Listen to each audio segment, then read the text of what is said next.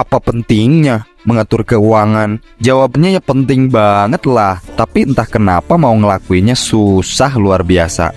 Tapi apa alasan pentingnya mengatur keuangan sedari muda? Pokoknya lo buka pola pikir. Karena belajar finansial nggak cukup belajar sekali dua kali aja. Lo harus rasain manfaatnya saat lo bisa mengelola keuangan lo sendiri, agar lo gajian nggak sekedar numpang lewat doang. Nggak capek apa melarat terus dan merana sepanjang tahun karena gaji nggak cukup, sementara pengeluaran numpuk seabrek. Yang pertama, lo kan ngerti kapasitas keuangan lo pribadi.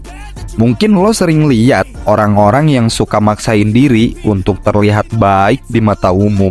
Walaupun udah ngap-ngapan, percaya deh, hidup ini terlalu singkat untuk dihabisin dengan cara yang salah. Mencoba bikin orang kagum misal, berusaha nunjukin bahwa lo mampu, atau mencoba nunjukin bahwa lo adalah orang yang fun gitu. Semua itu wajar kok. But saat penghasilan lo memadai, budget masih nyisa dan sudah bisa investasi, nggak masalah tuh untuk mencoba bikin orang kagum, trying to impress other people. Tapi kalau uang lo masih nanggung-nanggung, mending belajar untuk mengontrol keinginan dulu aja deh. Lo pernah lihat kan, atau join circle pertemanan yang isinya orang-orang yang sudah mapan secara finansial. Dalam hal ini, mereka mapan dengan aset yang memadai dan gak punya utang sama sekali. Nah, saat jalan sama mereka orang, uang bukan persoalan tuh. Ngabisin uang sehingga sejutaan sekali weekend. Hal itu mah udah biasa bagi mereka orang. Padahal kita orang hanya hidup yang dalam kondisi normal. Sekali weekend mungkin cuma ngabisin ratusan ribu saja. Tapi bagi mereka orang, happy-happy di weekend sebagai pelarian dari kerjaan yang kadang bikin frustasi. Tapi di satu titik akhirnya lo harus sadar juga, nggak mungkin berlarut-larut begitu terus kan. Karena masih punya planning panjang, masih ada mimpi dan mau fight, lanjutin masa depan. Nah lumayan tuh ngadepin circle yang kayak tadi itu. Padahal nggak susah bilang sorry gue lagi hemat, sorry keuangan gue lagi berat, finansial gue lagi nggak baik-baik aja nih gitu kan.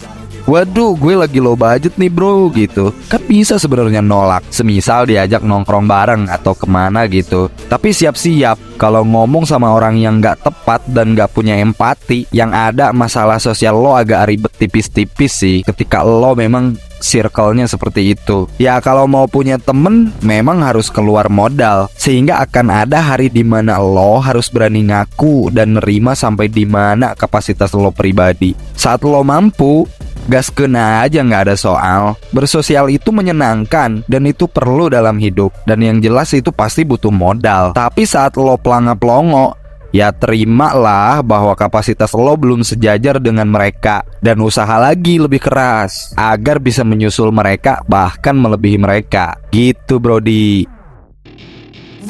Poin berikutnya, lo bisa hidup sesuai budget. Seperti di pembahasan sebelum-sebelumnya, semakin terbiasa lo mengatur keuangan, semakin lo hidup sesuai dengan budget lo. Kenapa? Karena lo sudah tahu apa kebutuhan dasar dalam mengatur pengeluaran lo, sehingga mudah untuk mengatur agar belanja dan konsumsi sesuai dengan prioritas lo. Jadi lo gak akan goyang dengan satu atau dua godaan yang sering muncul, terutama menjelang momen gajian, kayak check out online shop misal.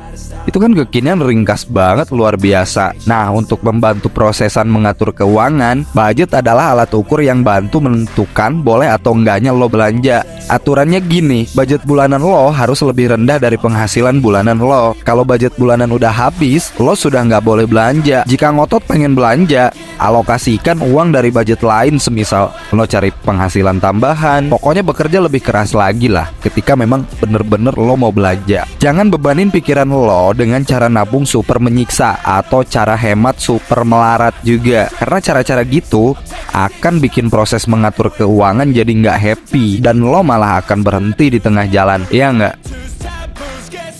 Poin berikutnya, lo bisa bayar hutang tepat waktu. Nah, bagaimana tuh? Bagi beberapa orang, it's not big deal untuk bayar kewajibannya telat-telat 1-2 hari.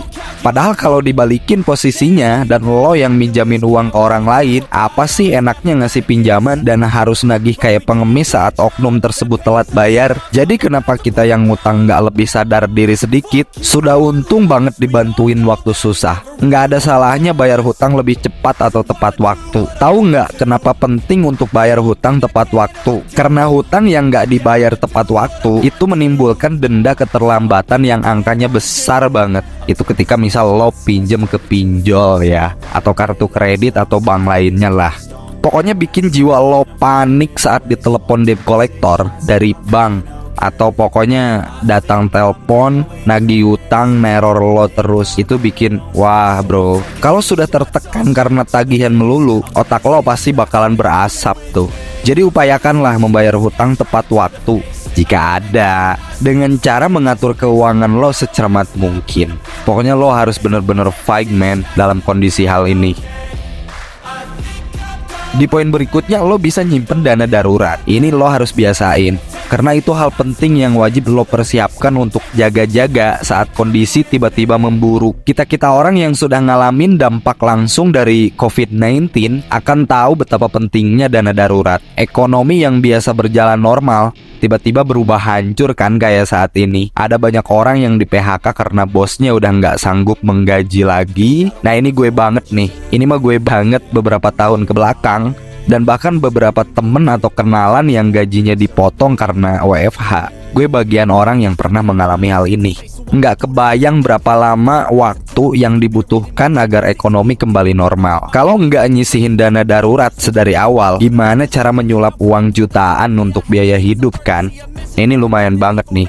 Jika nggak punya dana darurat, gimana caranya belanja perlengkapan tambahan untuk proteksi diri atau untuk biaya hidup dan bahkan ngasih makan keluarga contohnya. Jadi dana darurat itu penting banget bro.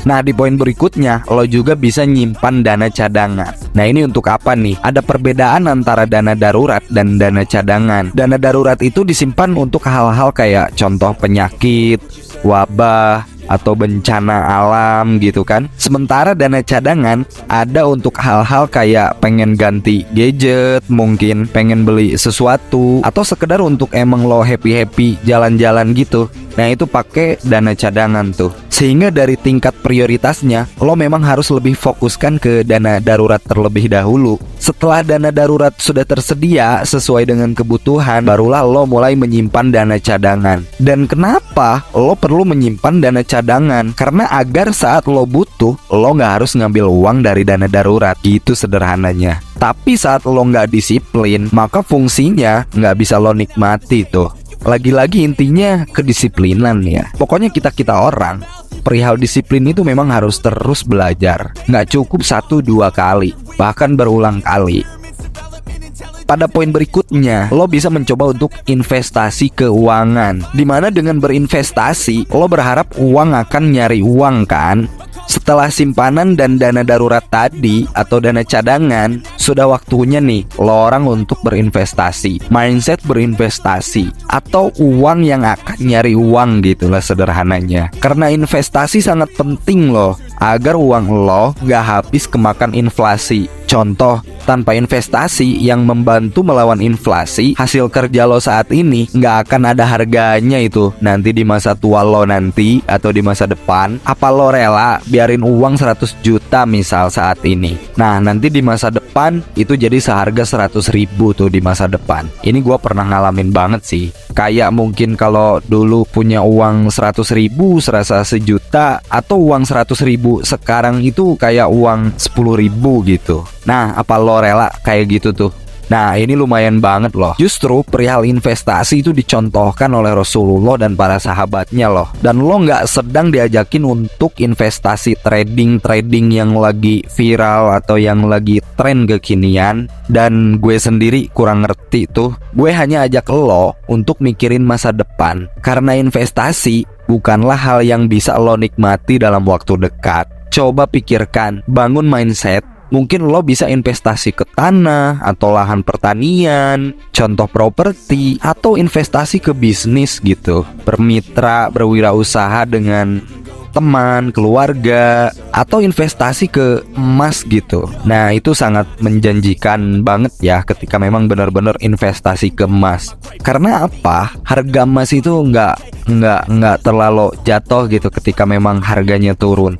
Tapi itu relatif seimbang ya. Atau emas itu relatif harganya selalu naik tiap tahunnya bahkan.